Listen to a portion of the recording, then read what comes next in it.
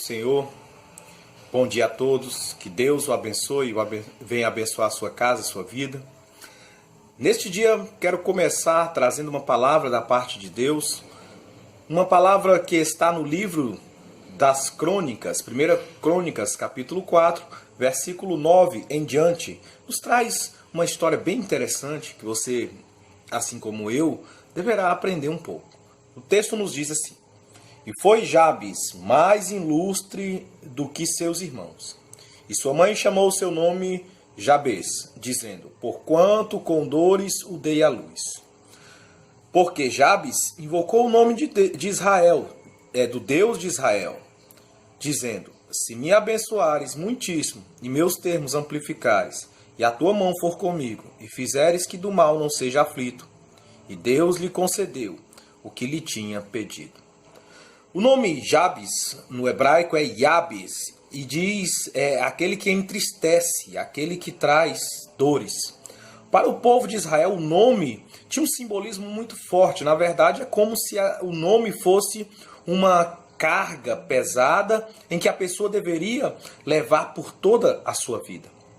E aqui nós vemos o personagem chamado Jabes. Mas o texto começa falando uma coisa interessante. O texto de 1 Crônicas diz que Jabes foi mais ilustre do que os seus irmãos. E que irmãos seriam esses? O livro de Crônicas, 1 Crônicas, do capítulo 1 ao capítulo 9, ele trata especificamente de genealogias. É aquele tipo de leitura que você quer pular, que você não tem paciência de ler, mas que traz muitas verdades, principalmente porque enumera aqueles que voltaram do cativeiro, aqueles que estavam habitando ali na terra de Judá e das demais tribos de Israel. Jabes especificamente faz parte dos irmãos. Qual irmão? Dos irmãos da tribo de Judá. E o texto diz que, mesmo com este nome que traria dores, que traria sofrimento, ele foi mais ilustre do que os seus irmãos. Ele foi mais abençoado, mais reconhecido, mais exaltado do que seus irmãos. A partir do nome Jabes, ele também aparece em 2 Crônicas, capítulo 2, como uma tribo, a tribo dos escribas, daqueles que seriam responsáveis por copiar o livro da lei. Esse cidadão, esse homem, ele poderia ter se conformado com o seu nome, com a sua sina, né? Aquele que entristece, aquele que traz dores, aquele que é cheio de problemas. Mas ele não fez isso. O texto diz que ele foi mais ilustre do que os seus irmãos.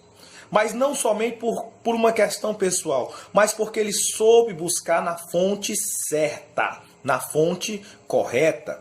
E qual fonte é esta? A fonte do Senhor Jeová. Ele não se conformou como estava, na situação em que estava, na posição em que estava. Mas o texto nos diz que ele orou ao Senhor, invocou o Deus de Israel e pediu a ele algumas coisas. Primeiro, que este Deus abençoasse a ele muitíssimo. Que este Deus ampliasse, amplificasse as suas terras, ampliasse a sua visão, ampliasse a sua zona de atuação. E também pediu a ele que a mão do Senhor fosse com ele e que do mal ele não fosse aflito, não fosse afligido. Uma oração sincera, uma oração profunda, que pede aí essas 4 coisas. Nós precisamos lembrar, meu irmão, que nós temos um Deus que pode responder, como respondeu a Jabes e disse: E Deus lhe concedeu o que lhe tinha pedido. Talvez o seu nome, talvez a sua vida apresente uma sina triste, uma sina que algumas pessoas dizem: olha, lá vai o derrotado. Mas assim como Jabes, nós podemos clamar ao Senhor e Ele vai mudar a nossa sorte, a nossa vida. E Deus atendeu, e Deus lhe concedeu o que lhe tinha pedido. Que o Senhor lhe conceda o que você tem pedido.